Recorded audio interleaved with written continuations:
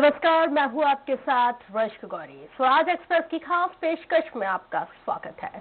छत्तीसगढ़ में चुनावी घमासान तेज हो चला है और आज हम चर्चा करेंगे प्रदेश की सबसे हाई प्रोफाइल सीटों में से एक राजधानी रायपुर की लोकसभा सीट के समीकरणों पर। छत्तीसगढ़ की 11 सीटों में से जिस सीट पर प्रदेश भर की नजरें रहेंगी वो राजधानी रायपुर की सीट उसमें शामिल है और इस सीट पर कांग्रेस भाजपा के बीच सीधा और कड़ा मुकाबला रहेगा। रायपुर लोकसभा सीट में इस बार मुकाबला महापौर और पूर्व महापौर के बीच है। कांटे की टक्कर वाली इस सीट में क्या कांग्रेस भाजपा का किला फतह कर पाएगी और क्या प्रदेश में सत्ता परिवर्तन की लहर में भाजपा मोदी के भरोसे अपनी सीट बचा पाएगी? अब इसी का इंतजार सभी को है। आइए आज हमारी इस खास पेशकश में रायपुर लोकसभा सीट को लेकर करते हैं चर्चा कि कौन किस पर कितना भारी में।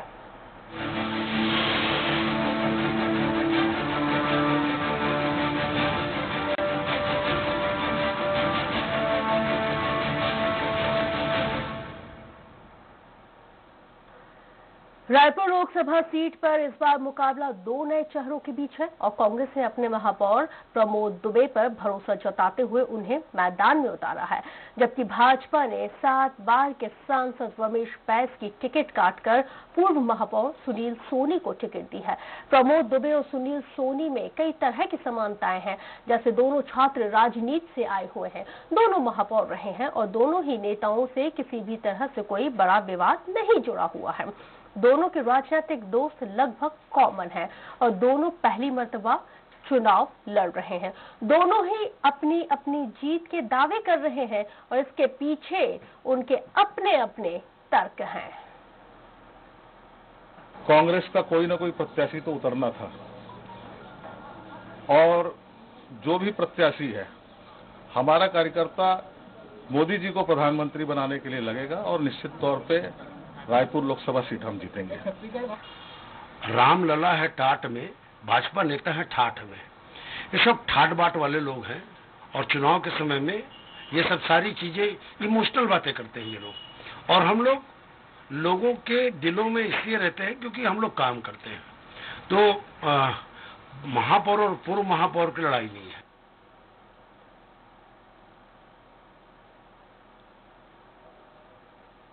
रायपुर संसदीय क्षेत्र के दोनों प्रत्याशियों के अपने अपने दावे हैं, लेकिन सियासी हकीकत कुछ और है। सियासी समीकरण के लिहाज से देखें तो 9 विधानसभा सीटों वाले रायपुर लोकसभा में वर्तमान में कांग्रेस 6 सीटों पर, जबकि भाजपा 2 और 1 पर, जो कि कांग्रेस काबिज है। मतलब विधानसभा चुनाव के परिणाम के लिहाज से देखें तो कांग्रेस का पलड़ा बहुत भारी नजर आता है, लेकिन लोकसभा के परिणाम की बात की जाए तो यह भाजपा के लिए अब तक की सबसे मजबूत सुरक्षित सीट रही है। भाजपा के रमेश बैस लगातार 7 मर्तबा से यहां से सांसद रहे हैं। हालांकि इस मर्तबा भाजपा ने अपने मौजूदा सांसद पर भरोसा नहीं जताया। इन हालातों में सीएम भूपेश बघेल और पूर्व मुख्यमंत्री रमन सिंह दोनों को ही राजधानी की लोकसभा सीट जीतने का पूरा भरोसा है। आज ही यहाँ 65+ की बात उन्होंने की थी, लेकिन 68 सीट हम लोग जीते। रमन सिंह जी बोले थे 11 लोकसभा हम जीतेंगे, उन्होंने तय किया है वो हम लोग हासिल करेंगे, 11 सीट हम लोग जीतेंगे। ऐसे पूरे नए चेहरे लेकर भारतीय जनता पार्टी चुनाव के मैदान में है, तो उम्मीद करते हैं कि इस बार का नतीजा जो लोकसभा का है उसमें हम फिर से एक बार बेहतर प्रदर्शन करेंगे और 11 में से 11 सीटों पे हम जीत हासिल करें।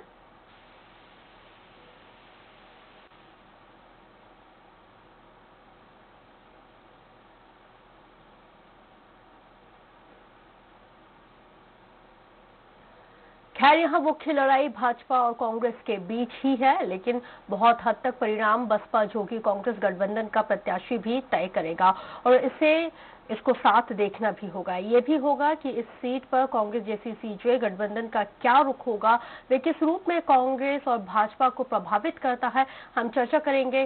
फिलहाल क्या कुछ समीकरण है और आइए अपने गेस्ट का तारुफ आपसे करवा देते हैं। हमारे साथ जुड़ गए हैं इस वक्त वरिष्ठ पत्रकार हैं। आपको बता दें राम अवतार तिवारी जी, बहुत स्वागत है आपका। और विकास तिवारी जी भी जुड़ गए हैं, नेता हैं विकास तिवारी जी, आपका भी बहुत स्वागत है। सबसे पहले तो राम अवतार जी मैं आपका रुख करना चाहूंगी कि जो सिनेरियो हम इस वक्त देख रहे हैं, क्या लगता है किसकी पकड़ सबसे ज्यादा मजबूत है? अगर विधानसभा के लिहाज से देखें तो कांग्रेस का पलड़ा भारी नजर आ रहा है, लेकिन 7 बार से भारतीय जनता पार्टी वहां पे काबिज रही है। तो क्या मोदी फैक्टर वाकई में सीट निकाल के ले जाएगा या यहाँ पे बघेल का फैक्टर काम करेगा? देखिए, रायपुर लोकसभा सीट एक तरह से भाजपा की सीट मानी जाती है, परंतु बदली हुई राजनीतिक परिस्थितियों में जब विधानसभा चुनाव के बाद ज्यादातर विधायक कांग्रेस के जीत के आए हैं, मुख्यमंत्री जो भूपेश बघेल खुद लोकसभा चुनाव लड़े हैं, हार गए थे, आज मुख्यमंत्री हैं, अब वो कुर्मी समाज से हैं। दूसरी ओर जो है भाजपा ने एक कुर्मी समाज के स्थानीय नेता, स्थानीय विधायक और सौम्य व्यक्ति को टिकट नहीं देके एक मोल तो लिया है, खतरे का मोल लिया है। दूसरी तरफ ये बात है कि भाजपा की गुटबाजी अगर ना रहे और भाजपा के सारे नेता अगर एकजुट होकर अपनी सीट को बचाए रखने का प्रयास करें तो एक तरह से ये सीट जो है वो जीत सकते हैं जी। परंतु सरकार जाने के बाद भाजपा के कार्यकर्ताओं में एक तरह से नाराजगी देखी जा रही है, आपसी गुटबाजी देखी जा रही है। तो उसके हिसाब से अगर रणनीति बन पाई, जो लोग चुनाव संचालक के रूप में कौन आते हैं, कितने लोग मदद करते हैं। दूसरी ओर शहर के अलावा दोनों महापौर हैं, दोनों शहर की राजनीति को जानते हैं, मगर गांव की राजनीति ज्यादातर सीटें जो है, चाहे वो धरसीवा हो, अभनपुर हो, बलौदा बाजार हो, भाटापारा हो, ये विधानसभा क्षेत्र में काफी महत्वपूर्ण भूमिका वहां की जनता निभाएगी।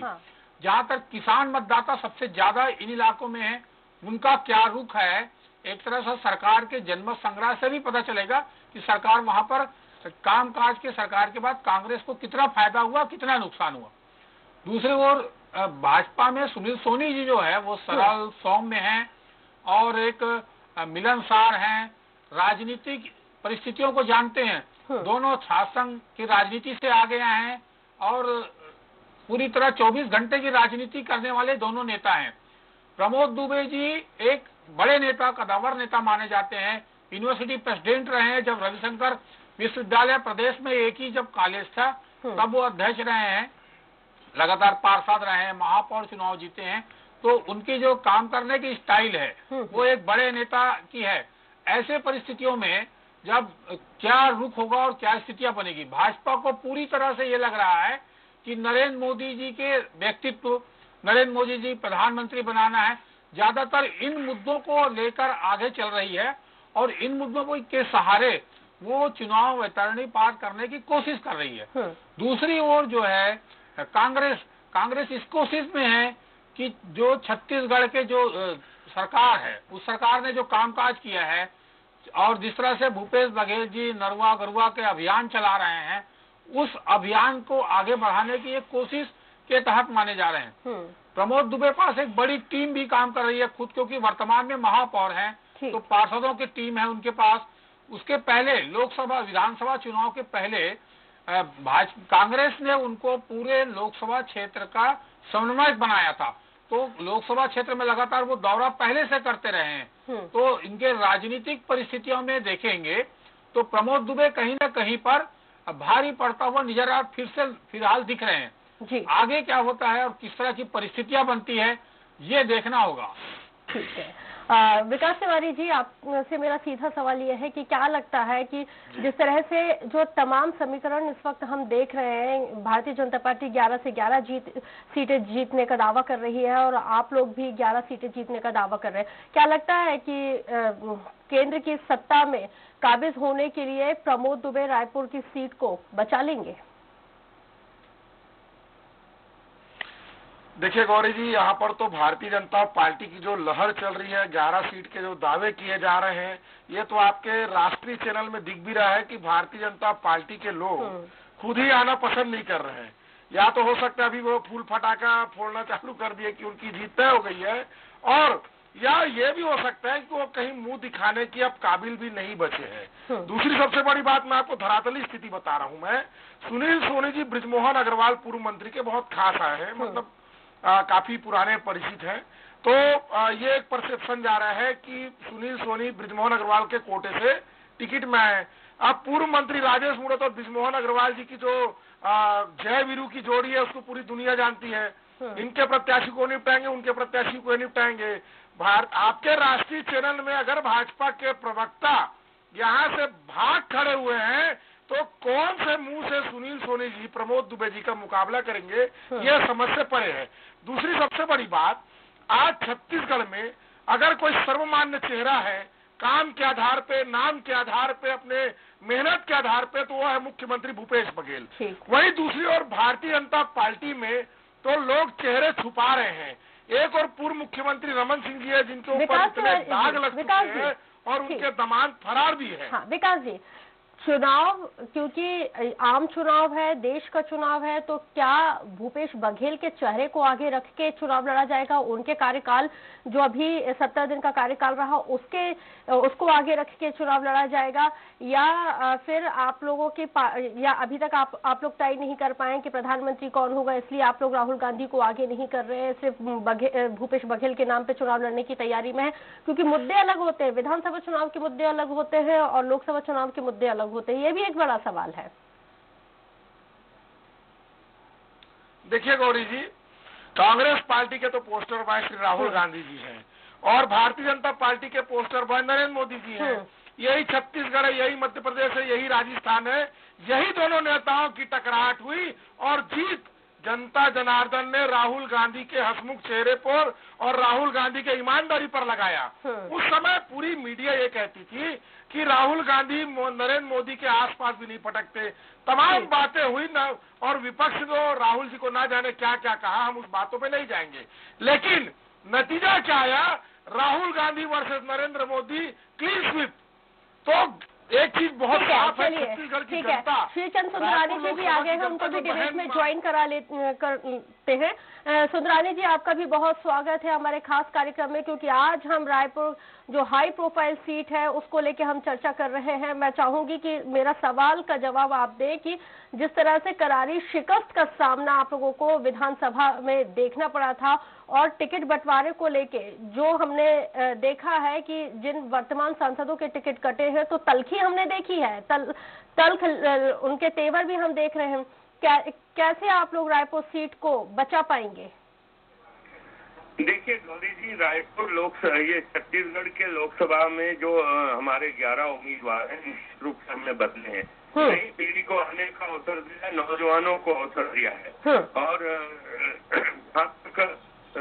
पूरे देश के परिवेश में बात करूं तो लोकसभा चुनाव आदरणीय मोदी जी के नेतृत्व में लड़ा जाएगा। विधानसभा में निश्चित रूप से हमारे पराजय को हमने स्वीकार किया, लेकिन जिस प्रकार से देश में माहौल मोदी में हो चुका है, पूरे देश में मोदी जी की लहर है और रायपुर लोकसभा से हमने पूर्व महापौर को उम्मीदवार बनाया है जो लोकप्रिय रहे, 6 साल महापौर रहे, सभापति रहे और लगातार उन्होंने रायपुर के सौंदर्यीकरण, रायपुर के विकास में उनका बड़ा योगदान रहा है। और दूसरी ओर कांग्रेस ने जिनको महापौर बनाया 4 साल में, एक भी उपलब्धि उनकी नहीं। ठीक है, लेकिन सुंदरानी जी, ठीक, बड़ा सवाल ये है कि अगर हम जिस हाई प्रोफाइल लोकसभा सीट की बात कर रहे हैं, 9 विधानसभा सीटों वाले इस रायपुर लोकसभा में वर्तमान में कांग्रेस 6 सीटों पर काबिज है, भाजपा 2 पर है और जेसीसी-जे 1 पर काबिज है। इस हिसाब से तो अगर हम बात करें तो कांग्रेस तो जीत रही है। फिर नहीं, उस आप एंगल से नहीं कह सकते, क्योंकि ये चुनाव लोकसभा के लिए हो रहा है, देश के लिए हो रहा है, देश के स्वाभिमान के लिए हो रहा है,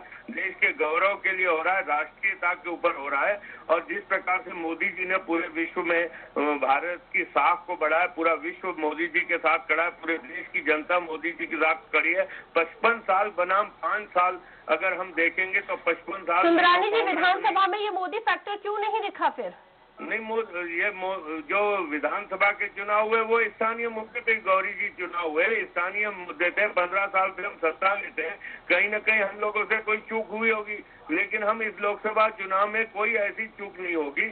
और मोदी जी के लिए आम जनता खड़ी है प्रधानमंत्री बनाने के लिए, और प्रधानमंत्री मोदी जी निश्चित रूप से बनेंगे। और उसमें रायपुर लोकसभा क्षेत्र से हमारे सुनील सोनी जी प्रत्याशी के रूप में विजय प्राप्त करेंगे और दिल्ली जाएंगे। इसमें कोई अतिशयोक्ति नहीं। कांग्रेस मुगालते में है, मुगालते में रहे। विकास जी, किस मुगालते में हैं आप लोग?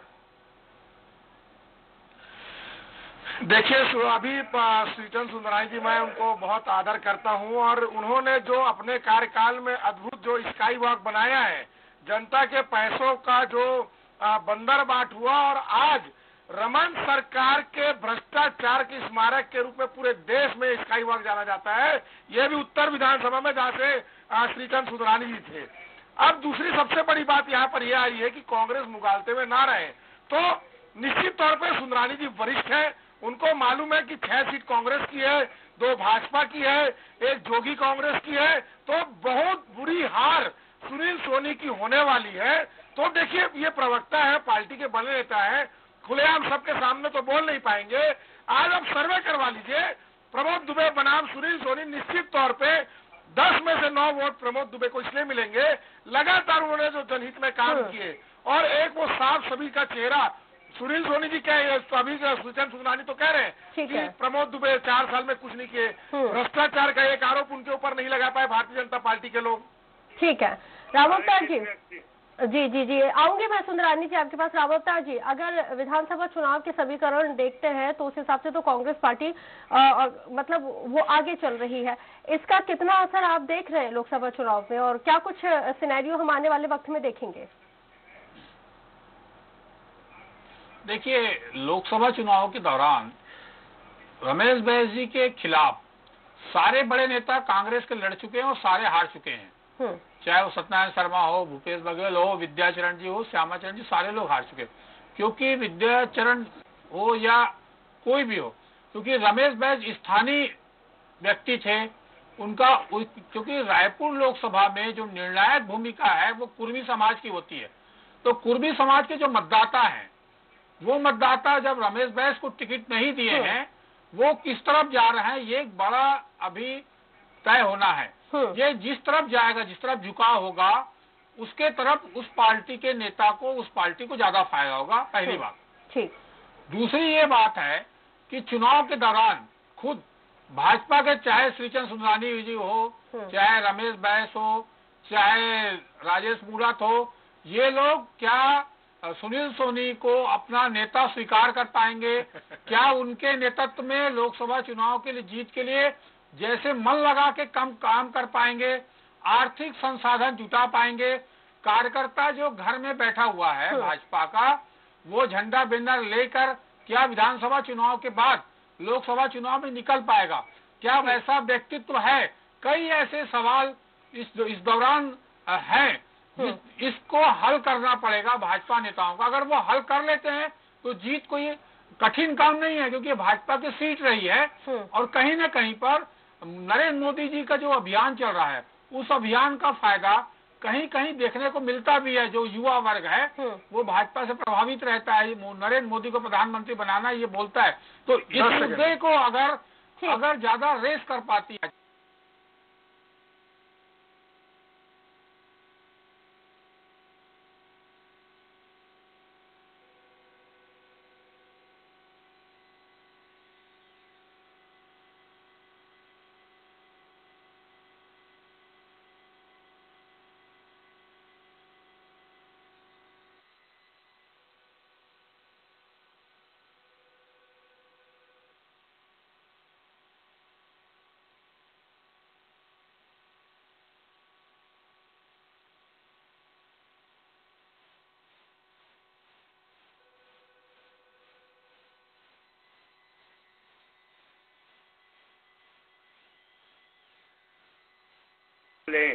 तो हमेशा छत्तीसगढ़ जातिवाद से ऊपर उठकर निर्णय लेता रहा है।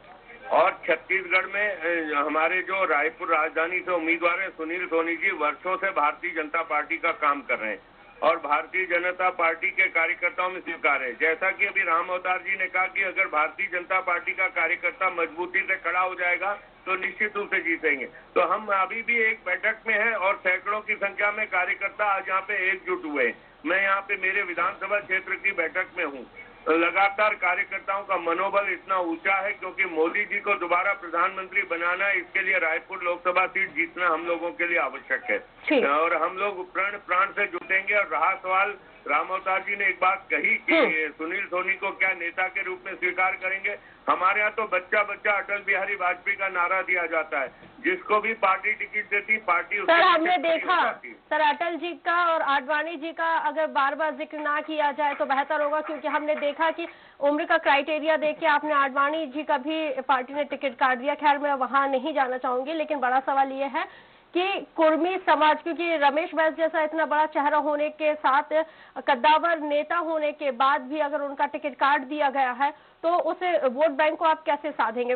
आपके पास आना चाहूंगी मैं विकास जी। बड़ा सवाल ये है कि अगर संगठन स्तर पे देखा जाए तो भाजपा आप लोगों से कहीं ज्यादा, उनका जो कैडर है वो बहुत ज्यादा मजबूत है और वो मजबूती आप लोगों में नहीं दिखती है। कहीं ना कहीं वो गुटबाजी भी सामने आ जाती है, जिसका नतीजा हम कई सालों से देखते आ रहे हैं और केंद्र में भी हम देख ही लेते हैं। कैसे आप लोग और मजबूती के साथ आएंगे और इस जो सिनेरियो बना हुआ है, 7 बार से रमेश बैस सांसद रहे हैं और भाजपा के कब्जे में ये सीट रही है, तो कैसे इसको तोड़ेंगे आप, जो अभेद किला बन चुका है आपके लिए? गौरी जी, सबसे पहले आपने तो कांग्रेस पार्टी की गुटबाजी की बात की, कार्यकर्ता बेस पार्टी नहीं होने की बात की, तो मैं आपको बताना चाहूंगा कि भारतीय जनता पार्टी जो कैडर बेस पार्टी होने का दम भरती थी वो 15 साल में 15 सीटों में सिमट के रह गई। तो कहाँ गया भाजपा का कैडर, कहाँ गया आरएसएस का कैडर? बड़ी बड़ी बातें करते थे, कई करोड़ कार्यकर्ता है भाजपा और आरएसएस के। दूसरी सबसे बड़ी बात, विकास जी 2014 में हमने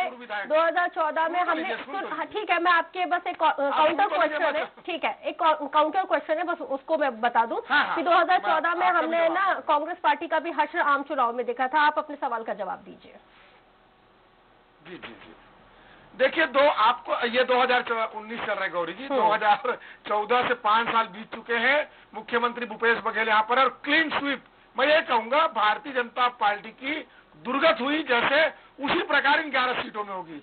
दूसरी सबसे बड़ी बात, भारतीय जनता पार्टी को कोई प्रत्याशी नहीं मिल रहा था और जो गैंगवार चला, गैंगवार का नतीजा ये हुआ कि आडवाणी जी समेत उनके पूरे सारे समर्थकों की टिकट काट दी गई। अब ऐसा क्या चमत्कार हुआ था जो स्मृति ईरानी कभी जिंदगी में एक चुनाव नहीं लड़ी, पार्षद का एक चुनाव नहीं जीती है, हम वहाँ नहीं जाएंगे, हम बाहर नहीं जाएंगे सर, हम बाहर नहीं जाएंगे। दूसरी बात सुन तो लीजिए ना, सुन तो लीजिए। नहीं, क्योंकि रमेश बैस जी की टिकट कटी है, उससे पूरे कुर्मी समाज में और छत्तीसगढ़ी समाज में नाराजगी है। ठीक है सुंदरानी जी, यहाँ पे विकास तिवारी जी का कहना है कि यहाँ पे सोनी जी को बलि का बकरा बना दिया गया है। देखिए गौरी जी, ये विकास तिवारी जी जो बात कर रहे हैं मेरे छोटे भाई हैं, मैं बड़ा प्यार करता हूँ इससे, लेकिन ये जिस प्रकार की बात कर रहे हैं, बड़े मुगालते में 15 सीटों की बात कर रहे हैं, भारतीय जनता पार्टी 15 सीटों में सिमट गई और ये इतने ज्यादा घमंड में आ गए हैं, ये भूल जाते हैं कि 2014 के इलेक्शन में कांग्रेस पार्टी जो कभी 400 साढ़े 400 सीटें जीता करती थी, वो कांग्रेस पार्टी 44 सीटों में सिमट गई, मान्यता प्राप्त विपक्षी दल भी नहीं रहा और उसके बाद 19 राज्यों के चुनाव हुए जिसमें 16 राज्यों में कांग्रेस का। ठीक है, लेकिन समीकरण 2018 में बदले सर। कई उपचुनावों में हमने रिजल्ट भी देखा जहां पे भारतीय जनता पार्टी को करारी शिकस्त का सामना करना पड़ा। 2018 में आपने जो देखा तो हम निश्चित रूप से 3 राज्यों में पराजित हुए हैं, लेकिन आप देखिएगा 2019 के चुनाव में पिछली बार की स्थिति को हम दोहराएंगे, छत्तीसगढ़ में भी दोहराएंगे, पूरे देश में दोहराएंगे और फिर से प्रधानमंत्री मोदी जी बनेंगे। ठीक है सुंदरानी जी, मेरे एक सवाल का जवाब दे दीजिए। सुंदरानी जी, मेरे बस एक सवाल का जवाब दे दीजिए। आप लोग विकास के नाम पर ही चुनाव लड़ रहे हैं ना?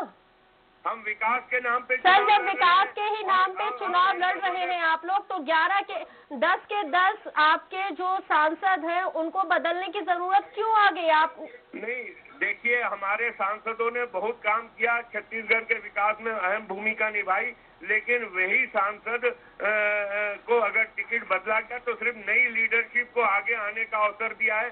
पूरे लीडरशिप उभर कर आई है। तिवारी जी बहुत संक्षेप में, तिवारी जी बहुत संक्षेप में जी। ठीक, गौरी जी, ये कांग्रेस के देखिए, मेरा एक प्रश्न है कि रायपुर की जनता, सुंदरानी जी सुनिए, सुंदरानी जी, भाषा बोलते हैं, जनता जानना चाहती है उत्तर विधानसभा से लेकर चारों और 9 विधानसभा की जनता कि मोदी जी ने 15 लाख किनको भेजा, कौन माता बहनों का जो सिलेंडर का मूल्य 400 से बढ़ा करके 1000 किया, वो कितना कम हुआ, और रायपुर में कितने बेरोजगारों को मोदी जी ने रोजगार दिया, उसको बताइए आप। वही राहुल गांधी जी ने न्यूनतम आय की बात की है और 6000 रुपया हर खाते में हर महीना राहुल गांधी सरकार बनते ही, प्रधानमंत्री बनते ही देंगे।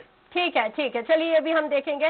राम अवतार जी, जिस तरह से शराबबंदी तो कर नहीं पाए, नौजवानों को बेरोजगारी भत्ता तो वो भी होगा। शराब बहुत बेचे थे, शराब 2014 से देश का नौजवान, 2014 से सुंदरानी जी देश का नौजवान रोजगार की आस में बैठा हुआ है, सरकारी नौकरियों के इंतजार में बैठा हुआ है कि भाई नौकरी लगे। यहाँ पे 10 करोड़ नौकरी देने का दावा किया गया था, लेकिन यहाँ पे सीधे 6 करोड़ से ज्यादा नौकरियों को खत्म कर दिया गया। बहरहाल क्योंकि मुद्दा भटक जाता है सर, मुद्दा भटक जाता है, इसलिए राम अवतार जी, जिस तरह से विकास के नाम पर चुनाव लड़ने की बात की जाती है, अगर वाकई में विकास हो रहा था तो फिर 10 सांसदों के टिकट काटने की जरूरत क्यों पड़ी, नए चेहरे लाने की क्या जरूरत पड़ी?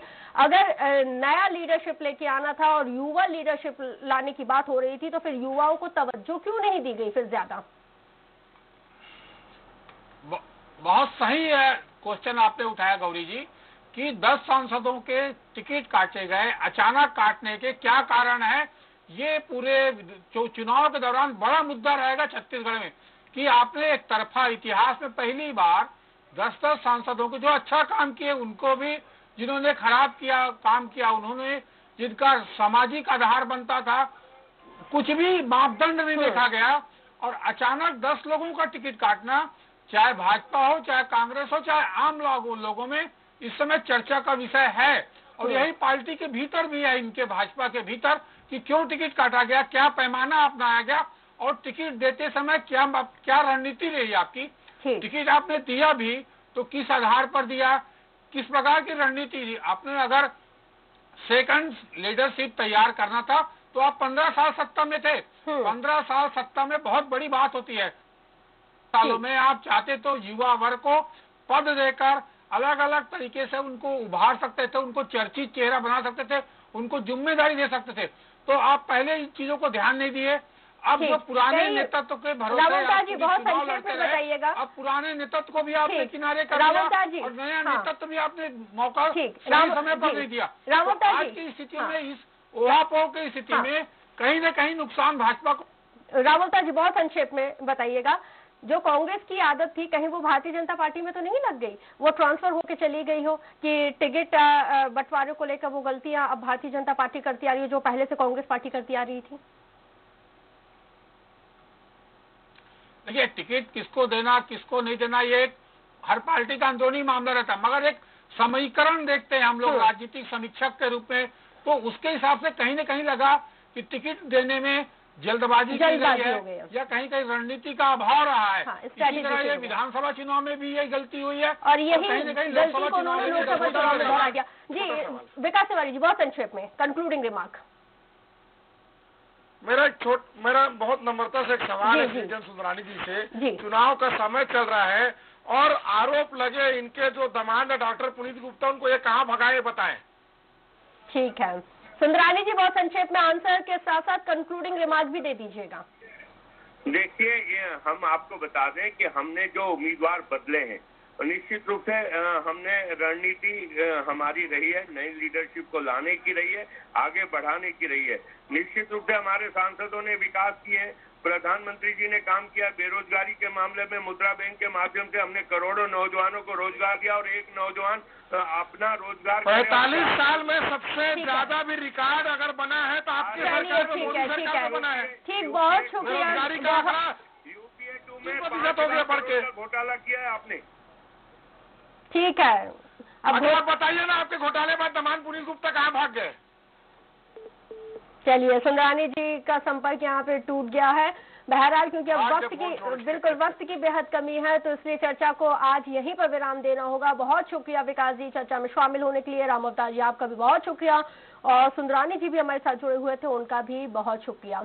तो बहरहाल आज की बहस का लब्बो लुआब ये है कि छत्तीसगढ़ में यूं तो हर लोकसभा सीट पर टसन के हालात हैं, लेकिन रायपुर में लड़ाई किले के फतह की है, यानी कि राजधानी पर कब्जे की। और ऐसे में ये भी तय है कि सबसे ज्यादा चुनावी संघर्ष भी यही नजर आएगा।